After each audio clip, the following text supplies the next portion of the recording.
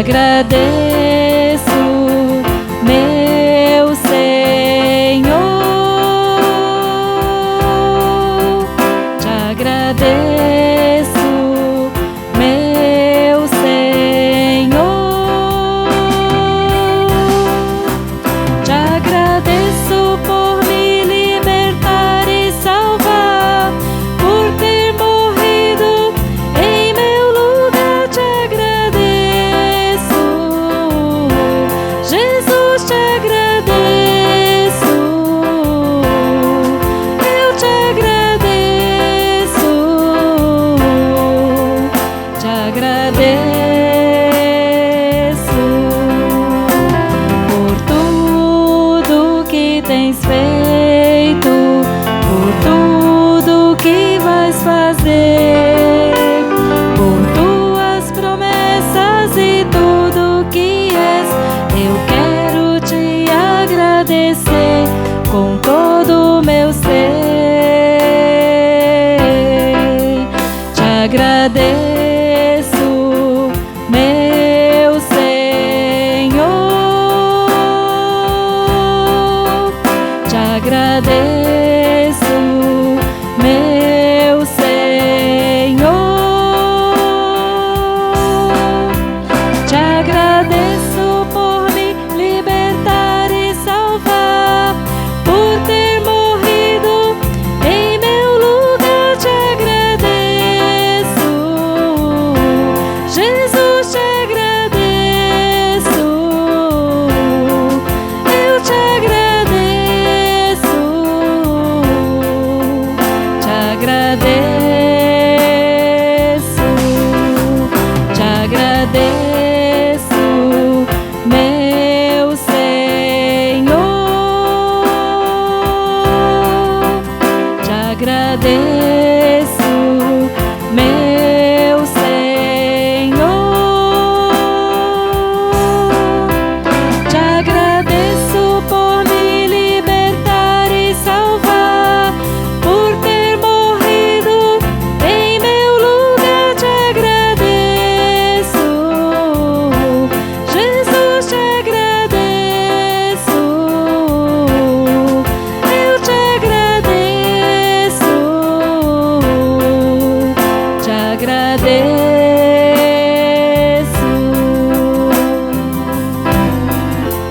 te agradeço.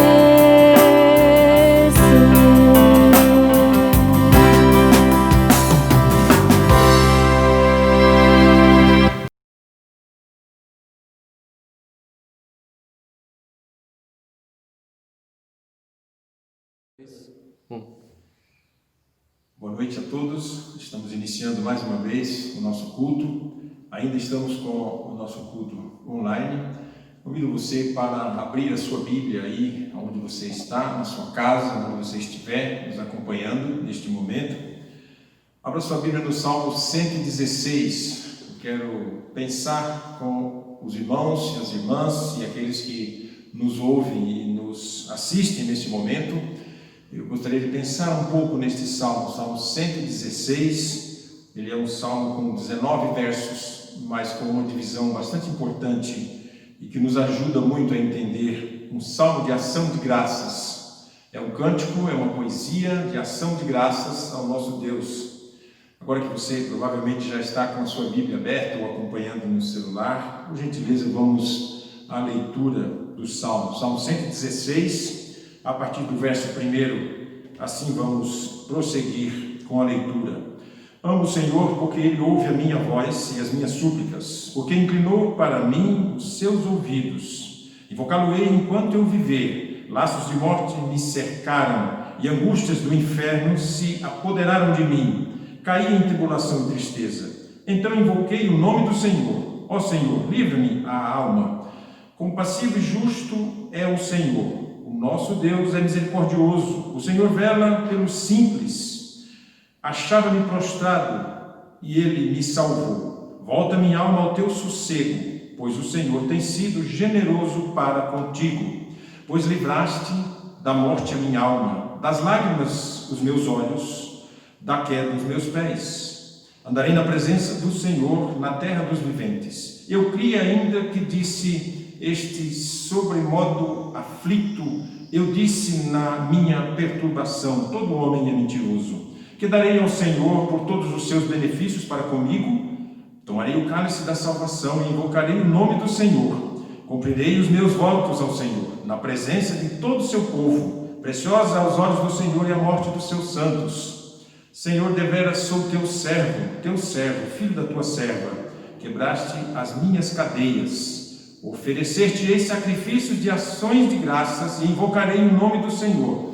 Cumprirei os meus votos ao Senhor, na presença de todo o seu povo, nos átrios da casa do Senhor, no meio de ti, ó Jerusalém. Aleluia. Louvado seja o nome do Senhor. Vamos orar antes de pensarmos um pouco naquilo que o salmista quer nos ensinar neste salmo. Senhor, nós louvamos o teu nome porque temos a bênção de poder ter contato com a tua palavra. Nós louvamos o teu nome porque o Senhor é misericordioso e porque nós podemos dizer que amamos ao Senhor.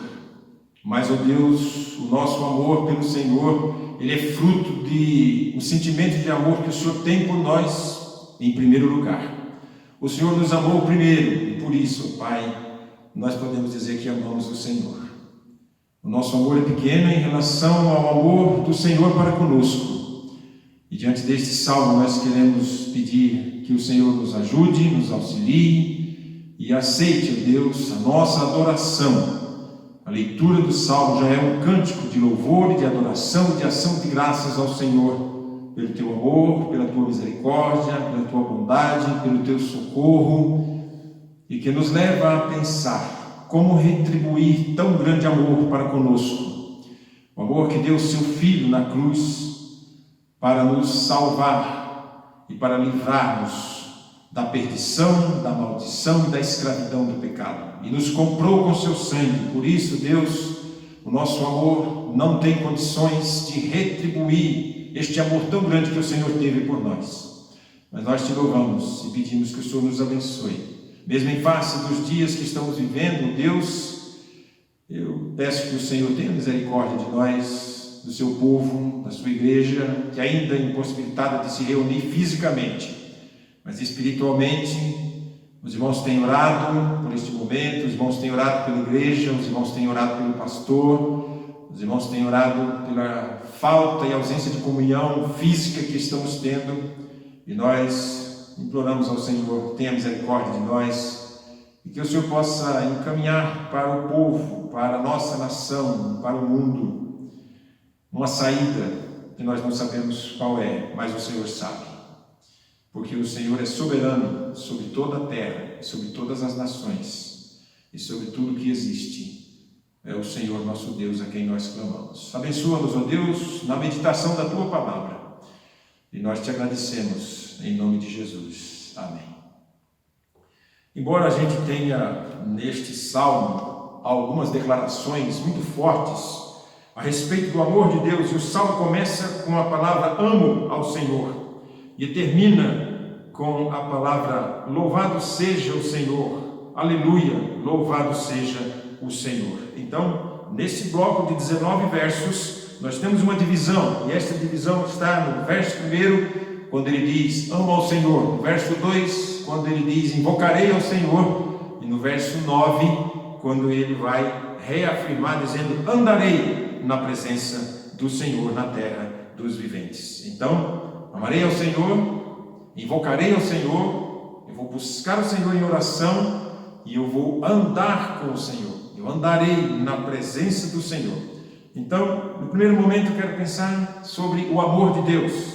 E quando a palavra de Deus fala sobre o amor de Deus, esse amor ele é singular, não existe amor igual. Há um cântico do nosso hino que nós cantamos que diz, o amor de Deus é singular, ninguém jamais pode explicar. E um Deus tão amoroso, um Deus tão bondoso, ele é digno de toda honra, de toda glória e de todo o nosso louvor. Então, este salmo, a gente não tem aqui no início do salmo, quem é o salmista, quem escreveu, quem compôs o salmo. Mas segundo os estudiosos, Dr. Luiz Saião, ele tem essa colocação e essa opinião. O Wiersbe também, Warren Wiersbe, que é um comentarista, ele também tem o mesmo pensamento, e eles defendem que esse salmo é um salmo composto pelo rei Ezequias.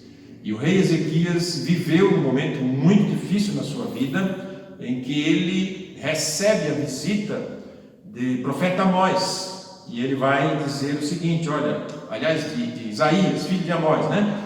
Ele recebe a visita de Isaías chega para ele e diz assim, o rei Ezequias, o Senhor mandou dizer a você, põe ordem a tua casa, arruma a tua casa, ordena a tua casa, porque certamente morrerás. Então o rei Ezequias orou ao Senhor, a Bíblia diz que ele deitado se virou para um lado da parede, na sua cama mesmo, a sua posição foi deitado, ele orou deitado, e disse, Senhor, lembra que eu andei nos teus retos caminhos, eu andei com o Senhor, e tenha misericórdia de mim. E a Bíblia diz que Deus não respondeu nada naquele momento, e o profeta então saiu, e antes que o profeta saísse da casa, no caminho ali, no pátio da casa, no quintal da sua casa, Deus falou, volta lá, fala para Ezequias que eu ouvi a oração dele, eu atentei para a oração dele, e eu vou acrescentar a ele mais 15 anos de vida, ele não vai morrer desta vez. E aí ele volta e diz, olha, o Senhor mandou dizer para você que ele ouviu a sua oração, e que você vai viver mais 15 anos. E aí nesse contexto todo estava acontecendo uma guerra, e essa guerra, ela privava as pessoas de sair, de ir e vir, de buscar socorro. Então no meio dessa guerra, o rei Ezequias sofre uma doença, que a gente não sabe o que é, a Bíblia não fala, mas diz que ele estava muito doente, e a doença, o texto vai dizer que é para a morte. Está em 2 Reis, capítulo 20. Se você pegar o capítulo 20 todo, você vai ver que lá relata essa situação do rei Ezequias. Então, alguns estudiosos, entre eles o doutor Luiz Saião, o professor Luiz Saião, defendem que esse salmo foi escrito por Ezequias, justamente o contexto era esse o contexto em que ele estava vivendo, um contexto de aflição, de morte, de medo, e quando ele se depara com essa situação, ele escreve este salmo, e ele começa o salmo fazendo esta declaração, ama o Senhor porque Ele ouve a minha voz e as minhas súplicas. Então quando ele inicia o salmo dizendo que ama ao Senhor, é porque ele tinha orado a Deus, e Deus tinha respondido a sua oração. Ele vai dizer, olha, Ele ouve a minha voz e as minhas súplicas, e porque Ele inclinou para mim os seus ouvidos, invocá-lo-ei enquanto eu viver. Primeira lição que a gente tira desse salmo é que quando nós oramos ao Senhor, nós não estamos fazendo um monólogo, nós não estamos dizendo algo que vem do nosso coração e a gente precisa caprichar na nossa oração com palavras bonitas, mas a gente precisa entender que há um diálogo. Eu converso com Deus, eu abro o coração, eu levo a Deus a minha súplica e a minha oração. E isso não ficará sem resposta. É magnífico a gente pensar na questão da oração em si, porque o desenvolvimento de uma vida de oração, ela precisa ter o exercício e a prática da oração. Então não adianta você falar de oração para as pessoas que ainda não têm esse hábito, que elas não experimentam a oração a Deus. Levar a Deus aquilo que traz aflição mesmo no seu coração, aquilo que traz inquietação a você, ou até mesmo um momento de louvor e de adoração a Deus. Como Bob Sorges, no seu livro, ele fala lugar secreto com Deus, né? Os segredos do lugar secreto. É a oração, é aquela súplica a Deus, é aquela devoção a Deus, é você de fato abrir o seu coração a Deus, saber que Ele ouve e que Ele responde. Então o salmista vai nos ensinar logo no primeiro verso que ele ama a Deus porque ele conversa com Deus, ele louva a Deus, ele dirige a Deus a sua súplica e Deus responde a ele. Ele inclina os ouvidos para mim e ouve. Então invocá-lo-ei enquanto eu viver. Eu não vou parar de invocar esse Deus e de orar a este Deus. Nesse primeiro versículo eu queria gastar um pouquinho mais de tempo com você para entender por que o salmista faz uma declaração tão forte do seu amor a Deus? Isso implica em uma vida devocional, e não somente isso, mas também em comunhão intensa com Deus. Quantas vezes a gente para agradecer a Deus? Quais são os motivos que você tem hoje, que você fala, olha, eu queria colocar aqui agora só os motivos que eu tenho para agradecer ao Senhor? A gente tem muita coisa para agradecer a Deus. Primeiro, por estar vivo, por respirar, por estar podendo falar com Deus, por estar podendo trabalhar, fazer algumas coisas no nosso dia a dia, por estar agora ouvindo a palavra de Deus. A gente tem muita coisa para agradecer a Deus num mundo tão tenebroso que nós estamos vivendo. Então, pare um pouco para orar e agradecer, exercite esse dom, o dom da oração, aquilo que Deus deixou conosco, e não só deixou, mas também nos incentivou. Paulo, escrevendo aos Tessalonicenses, capítulo 5, verso 17, ele diz, 1 Tessalonicenses 5, 17, orai sem cessar. Ore sempre, exerça uma vida de oração. Oração é assim, você começa a orar e depois ela se torna um hábito tão forte na sua vida que você não consegue mais parar de orar ou deixar de orar. Verso 3, ele vai caminhar e o primeiro pensamento é, amo ao Senhor, invocá-lo-ei enquanto viver. Laços de morte me cercaram e angústias do inferno se apoderaram de mim. Caí em tribulação e tristeza. Então invoquei o nome do Senhor. O Senhor, livra-me a alma. Ó Senhor, livra-me a alma. Compassivo e justo é o Senhor. O nosso Deus é misericordioso. O Senhor vela pelos simples.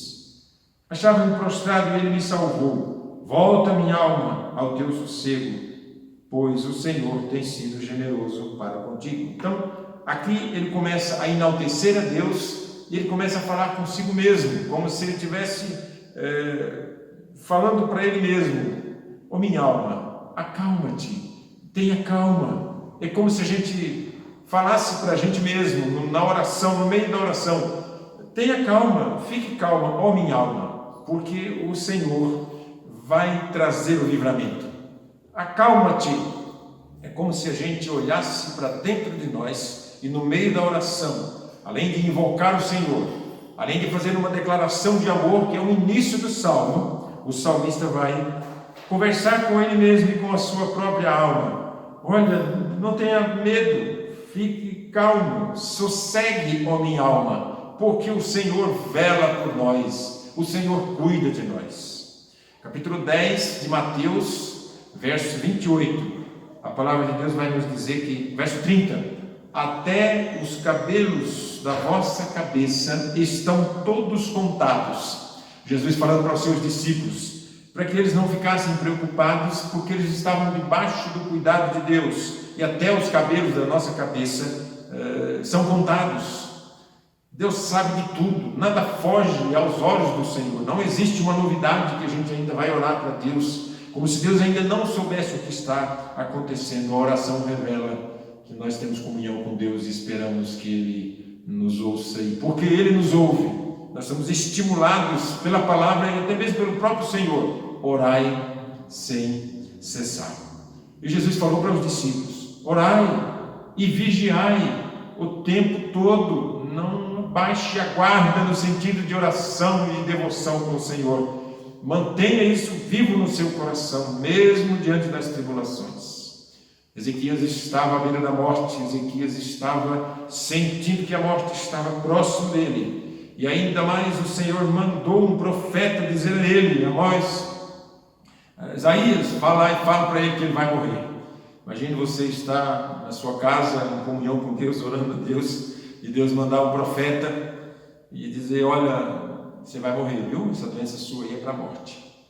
Como é que a gente ficaria diante de uma notícia dessas? Como é que o nosso coração ficaria, o nosso ser, como um ser humano, fraco, frágil?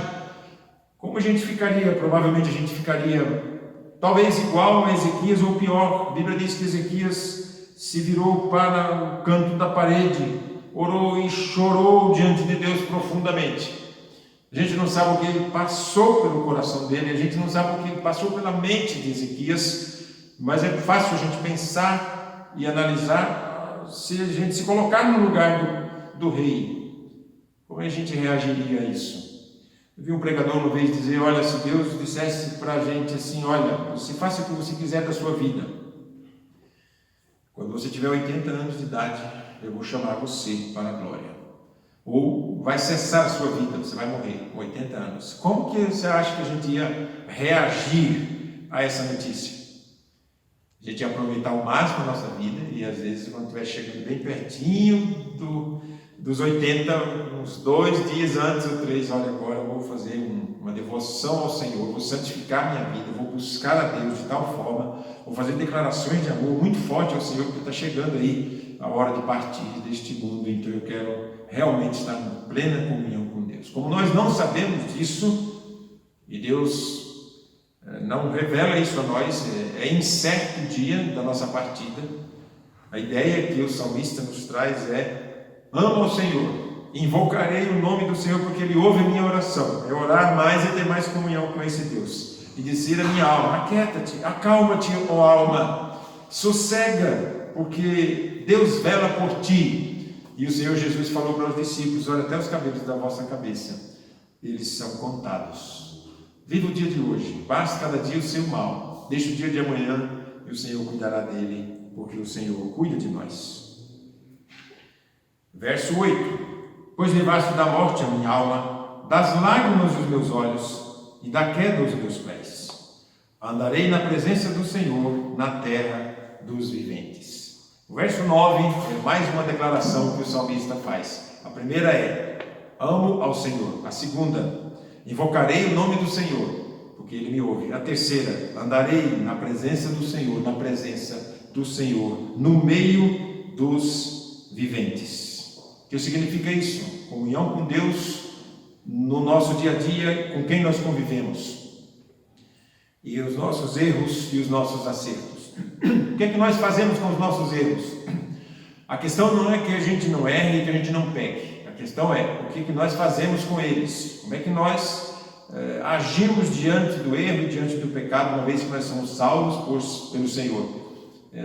A gente erra também e a gente peca. Mas o que o salmista está dizendo é: eu andarei na presença do Senhor, na terra dos viventes. Verso 9. Essas 3 declarações, elas de certa forma provocam aí a divisão deste salmo. E como é que é andar na presença de Deus? Veja que o Senhor falou para Abraão: Abraão, anda em minha presença e ser perfeito. Na verdade, andar com Deus é o nosso dia a dia, é os nossos afazeres, é uma vida de culto e não um culto só na vida. Lógico que nós sentimos não poder reunir, a saudade não é só de algumas pessoas que nos procuram e revelam isso a nós: pastor, eu estou com saudade da igreja, eu sinto saudade das nossas reuniões e da convivência com os irmãos. Isso é muito importante, isso é bom para as nossas vidas, e Deus deixou a igreja para se reunir. Porém, é importante a gente ser prudente nesta hora, entender que nós passamos por uma situação muito complicada, onde ninguém sabe como a gente tem uma resposta para tudo isso. É novo para todos nós, é uma situação em que não vivemos ela ainda, e muitos de nós, depois que sairmos desta situação, vamos mudar alguns conceitos e alguns hábitos. Há quem diga que a humanidade vai passar por uma reciclagem para aprender a viver novamente. Mesmo diante de uma situação onde nós não tenhamos a reunião física, por enquanto ainda, nós não perdemos ainda a virtude e a capacitação que o Espírito Santo nos dá de andar com o Senhor. Andarei na presença do Senhor no meio dos viventes. O que define um cristão não é quantos cultos ele frequenta. O que define o cristão não é se ele está e já a sua igreja voltou a se reunir, está se reunindo agora todos os cultos normalmente. O que define o cristão é andar na presença de Deus. A ideia que a gente tem disso é: a nossa vida não se resume nos momentos em que nós nos encontramos como igreja, embora isso faça muita falta para nós. Como é que se define a vida do cristão? É a comunhão dele com Deus. Deixa eu dizer uma coisa para você, talvez você não pensou nisso ainda. A difícil tarefa de liderança é porque às vezes a gente fica pensando E assim, como que a gente vai agradar a todas as pessoas? Se eu tomar tal atitude, isso vai me deixar numa situação desfavorável. Algumas pessoas não vão gostar muito disso. O pensamento maior a Bíblia fala, se possível, quando estiver em vós, tende paz com todas as pessoas. Considerai a todos, mas principalmente os domésticos da fé. A ideia é que você tenha um bom relacionamento com as pessoas, com seus irmãos em Cristo. Porém, se tem um relacionamento que ele precisa estar em ordem, é o nosso relacionamento com Deus. Esse a gente não pode perder nunca. Esse a gente precisa se preocupar muito com ele, porque as pessoas podem falar muito bem de você, mas como Deus está vendo você como cristão? A ideia é pensar como é que Deus está me vendo, como que está o meu relacionamento mesmo com Deus. Me relaciono muito bem com as pessoas, me relaciono muito bem com a minha esposa, o meu esposo, me relaciono muito bem com os meus filhos, tenho uma vida no meu lar que realmente é uma vida muito boa e produtiva e uma vida espiritual, de comunhão mesmo com a minha família. Mas e a nossa vida com Deus? O grande pregador pregou um sermão chamado Os Quase Cristãos. E quando John Wesley pregou este sermão, ele usou algumas características que as pessoas usam. Falta pouca coisa para mim, talvez nada, porque eu sou um excelente marido, porque eu sou uma excelente esposa, o cônjuge dos dois lados, defendendo a sua postura, a sua posição espiritual. Vou à igreja sempre, sou dizimista fiel, colaboro e contribuo com os cultos da maneira que eu posso com a minha igreja, faço aquilo que eu posso, sou bom pagador, não devo nada a ninguém, procuro viver uma vida de respeito e de moral com as pessoas, respeito meus vizinhos, tenho um bom relacionamento com eles, respeito as pessoas, por onde ando, e eu tenho feito tudo para viver uma vida muito boa diante da sociedade. E aliás, aqui no bairro todo mundo fala muito bem de mim. O que é que falta para mim ainda? Wesley disse para este homem, você é quase um cristão. A ideia é que você ser quase um cristão não é ser um cristão. Quase não significa que você é. E no reino de Deus não existe lugar para quase cristãos. Existe lugar para cristãos, pessoas compradas pelo sangue de Cristo, pessoas que entendem perfeitamente que diante de um salmo como este, um salmo de ação de graças, mesmo vivendo uma dificuldade muito grande, uma tribulação, angústia de morte, o salmista diz, ele é capaz de levantar a voz, invocar o nome do Senhor, dizer eu amo o Senhor, mesmo diante da guerra e da doença, eu estou prestes à morte. Ele chora e no seu pranto, na sua aflição, ele disse, o Senhor me valeu, acalma-te, aquieta-te alma, porque o Senhor socorre os aflitos, e Ele me socorreu. Livraste da morte a minha alma, verso 8, e no verso 9, andarei na presença do Senhor, na terra dos viventes. Verso 10, eu cria ainda, que disse, estive sobremodo aflito, eu disse na minha tribulação, todo homem é mentiroso. Ele faz uma declaração, eu não confio mais em ninguém, todo homem é mentiroso, olha, o negócio ele está totalmente desiludido da vida, desiludido das pessoas, ele deixa de acreditar no ser humano e ele praticamente quer viver no seu mundinho. Sem desvalorizando qualquer tipo de relacionamento. Todo homem é mentiroso. E é interessante que quando a gente tem comunhão com Deus, é difícil ter comunhão com Deus escondido, né? É lógico que a gente tem os momentos a sós com Deus e ele tem um valor muito grande. O Bob Sawyer no seu livro fala os segredos do lugar secreto. Quem leu esse livro sabe que ele é maravilhoso, ele ensina muita coisa para a gente em relação à oração, que o benefício maior é para a gente mesmo, quem ora. Você pode orar por muitas pessoas, Deus pode abençoar a vida de muitas pessoas, mas o contato da oração ele faz tão bem para a nossa alma, que quem começa a orar vai ter uma grande dificuldade de parar de orar. Ele vai continuar, ele vai fazer falta na sua vida, na sua intimidade com Deus, a vida de oração. Ela faz bem para nós, para a nossa alma. E ele, desiludido das pessoas, ele vai dizer, olha, todo homem é mentiroso.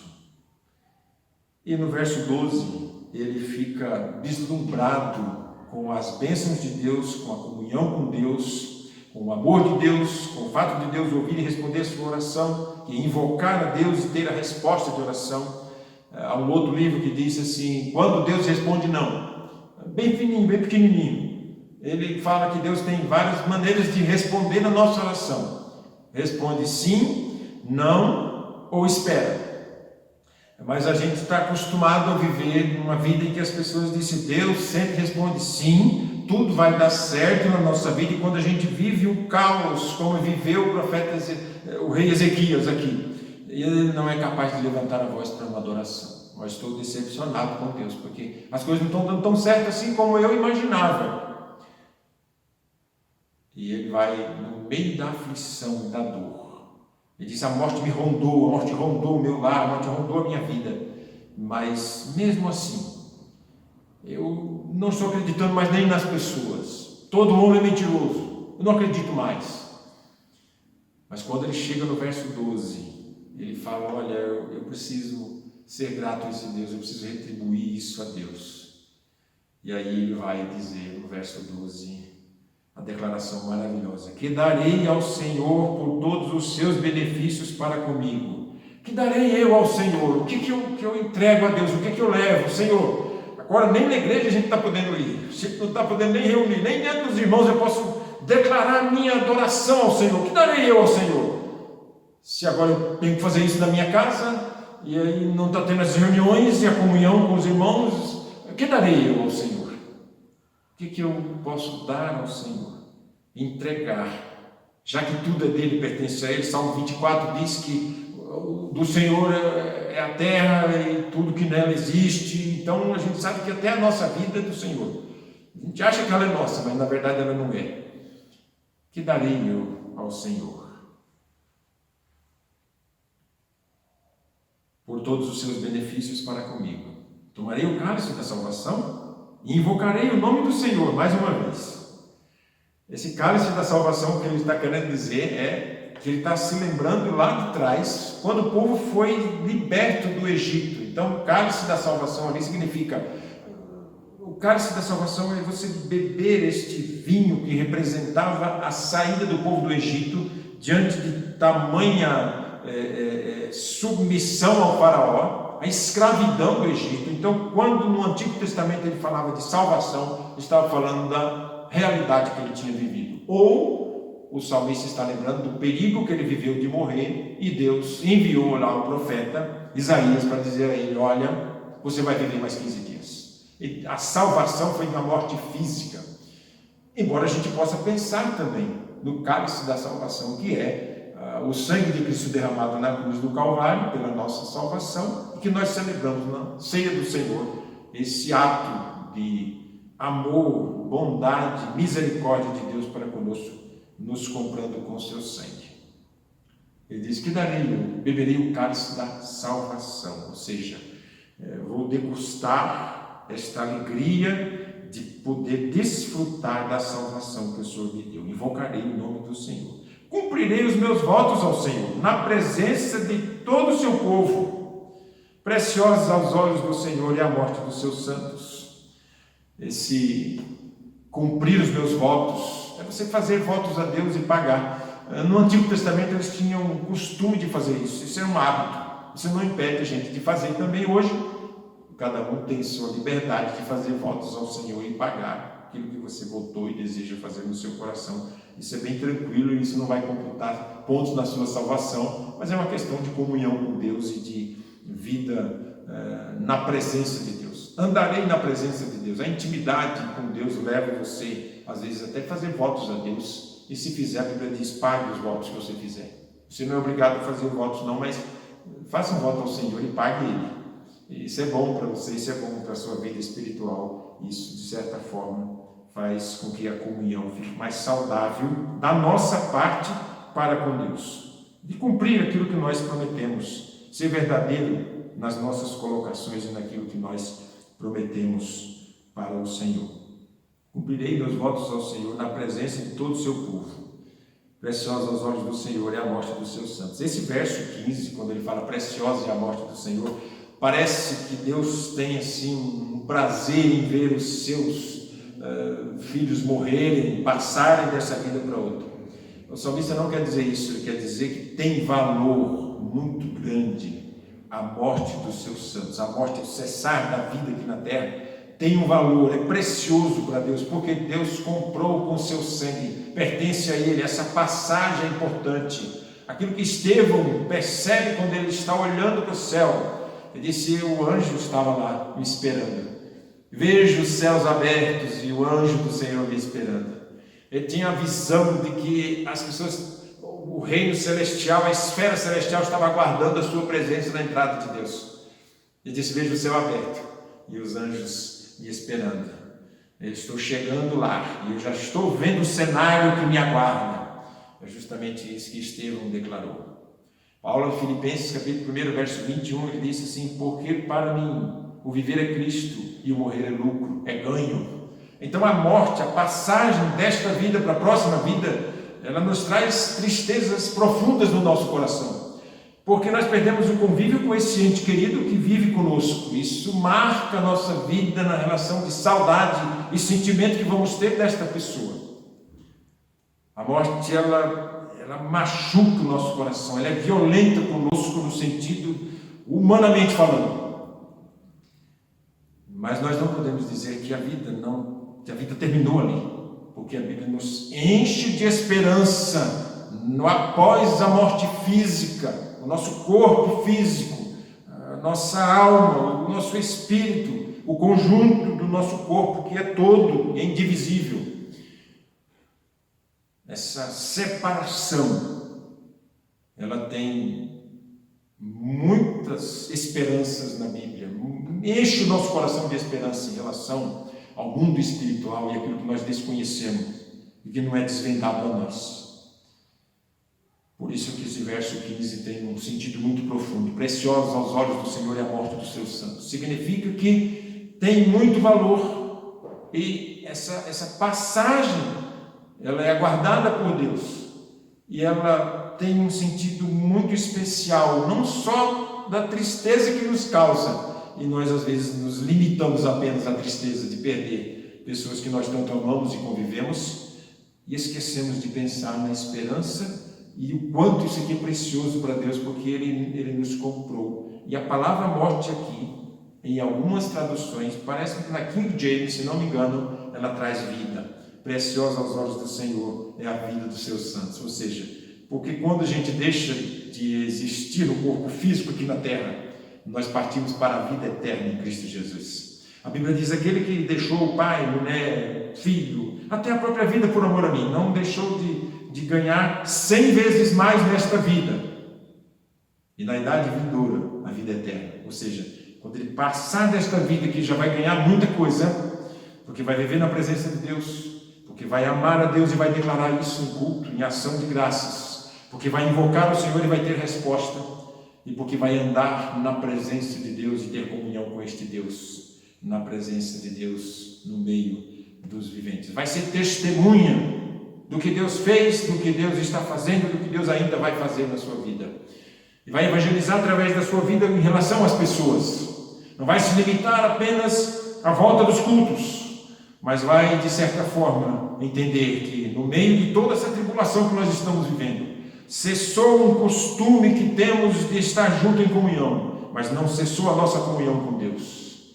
Andarei na presença do Senhor, no meio dos viventes. As pessoas hão de olhar para nós e dizer: eles não estão indo na igreja, a igreja não está se reunindo provisoriamente, por enquanto ainda não estamos nos reunindo, mas eles são igrejas, porque aonde eles estão, eles têm demonstrado que eles estão andando com o Senhor.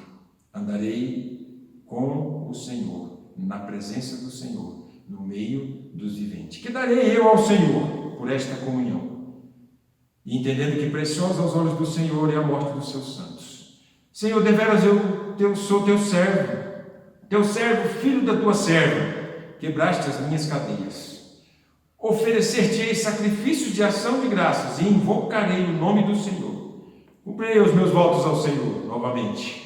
Ele vai dizer: e repetir aquilo que está no seu coração, na presença de todo o seu povo, nos átrios, no quintal da casa do Senhor, no meio de ti, ó Jerusalém. Aleluia! Louvado seja o nome do Senhor.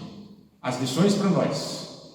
Primeiro, declare que Deus é amado por você. Mas primeiro, Ele nos amou. Então, quando nós falamos, eu amo ao Senhor, verso primeiro, Deus me amou primeiro. E o meu amor é muito pequeno em relação ao amor dele. Porque Ele deu o seu Filho para que a minha morte, a sua morte e a nossa morte, você e eu, possamos entender que no momento da nossa morte, Deus vai estar nos aguardando, assim como aguardou Estevão. E Estevão entendeu tão profundamente o que significava isso, que no momento em que ele está partindo deste mundo, ele é capaz de declarar aquilo que Jesus declarou na cruz: perdoa eles, Senhor, eles não sabem o que fazem. Tenha misericórdia deles, perdoa eles. Ele morre pedindo perdão pelos seus algozes. Tamanha comunhão este homem tinha com Deus, de tal forma que ele se destaca entre os outros diáconos. E a Bíblia vai dizer que ele era um homem cheio do Espírito de Deus. Ele não precisava de muita comunhão com os outros. Isso é bom, mas ele tinha o Espírito de Deus. A Bíblia diz que ele era um homem cheio do Espírito de Deus. E este homem, quando morre, quando é apedrejado, uma montanha de pedra jogada sobre o seu corpo, ele faz a seguinte declaração: perdoa eles, Senhor, porque eles não sabem o que fazem. E por último de tudo, no verso 9, andarei na presença do Senhor, pagarei os meus votos ao Senhor, eu oferecerei sacrifícios ao Senhor, vou oferecer, mas o que darei eu ao Senhor? Ainda que eu cumpra os meus votos, ainda que eu ofereça sacrifícios ao Senhor, eu vou ficar devendo, porque esse Senhor é grande demais. As minhas ações de graças vão se limitar a oferecer sacrifício, a me apresentar na casa do Senhor, a louvar ao Senhor, a pagar os meus votos, cumprir com aquilo que eu coloquei no meu coração. Mas tudo isso, quando eu oferecer tudo isso ao Senhor, invocar tudo isso ao Senhor, eu vou fechar a minha adoração dizendo: louvado seja o Senhor, porque diante de todas essas situações Ele é meu Deus. Ele me ouve, Ele me responde, e é pequeno demais o meu culto a Ele. Aleluia! Louvado seja o Senhor. Vamos orar. Senhor, nós te louvamos pela beleza deste salmo. Nos dá a compreensão de vivermos, de andarmos na Tua presença. Nos dá, ó Deus, a compreensão de declarar o nosso amor ao Senhor. Nós amamos o Senhor, nós invocamos o Teu nome, e que nós possamos viver e andar na Tua presença, no meio das pessoas, no meio dos povos, por onde nós andamos, que o cheiro de Cristo possa ficar diante das pessoas, impregnado nas pessoas. Por aqui passou um servo ou uma serva de Deus, louvado seja o Teu nome, aleluia. Nós oramos agradecidos em nome de Jesus. Amém.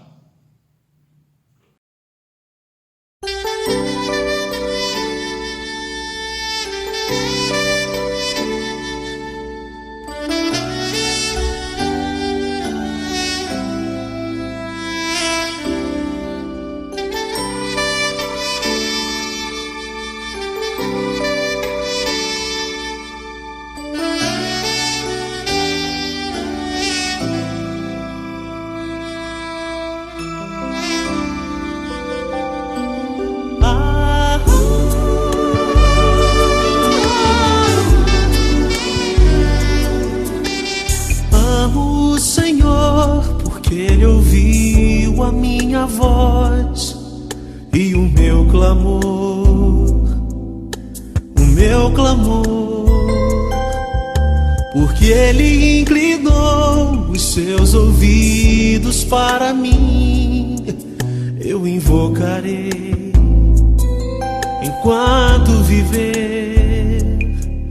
Bordéis da morte me cercaram, angústias do inferno de mim se apoderaram, e eu invoquei, dizendo: ó Senhor, livra minha alma, ó Senhor, livra minha alma, ó Senhor, livra minha alma, ó Senhor, livra minha alma, ó Senhor, livra minha alma, ó Senhor, livra minha alma.